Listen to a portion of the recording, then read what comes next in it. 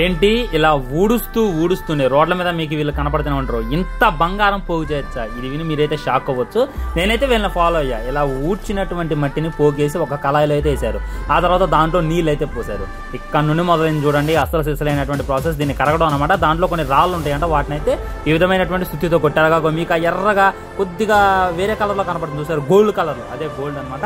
మొత్తాన్ని కడిగిన తర్వాత ఈ విధంగా గోల్డ్ కొద్దిగా కనపడుతూ ఉంటుంది. సో ఇక్కడతో అయిపోదు పని. ఇక్కడ నుండి అసలు సిసలైనటువంటి పని మొదలైతే అందులో చూసుకున్నట్లయితే యాసిడ్ పోస్తారనమాట. యాసిడ్ పోయడం వల్ల అందులో ఉన్నటువంటి రాళ్ళు చెత్తారం అంతా కూడా తగలబడితే ఆ హీట్ కూడా సరిపోవడంతో ఈ విధంగా బట్టీలో యాసిడ్ పోసి మరి బంగారాన్ని ఉడకబెట్టడం జరిగింది. ఉడకబెట్టిన తర్వాత అది మసిలిపోతుంటే ఆ స్మెల్ వస్తుంది, వామిదింగా డేంజర్. ఆ తర్వాత ఈ విధంగా పాదరసం అయితే కలుపుతారు. పాదరసం కలిపిన తర్వాత ఆ పాదరసం అంతా కూడా గోల్డ్ని లాగేస్తుంది అనమాట, గోల్డ్ని గడ్డ కట్టేలా చేస్తుంది. ఆ తర్వాత జరిగేటటువంటి ప్రాసెస్ కూడా మీకైతే మైండ్ తిరిగింది. ఇవన్నీ చూసుకున్నట్లయితే రాళ్ళు, బంగారంతో పాటు రాళ్ళు అయితే వీళ్ళైతే పోగేయడం జరిగింది అనమాట. మొత్తాన్ని కూడా కలుపుతారు.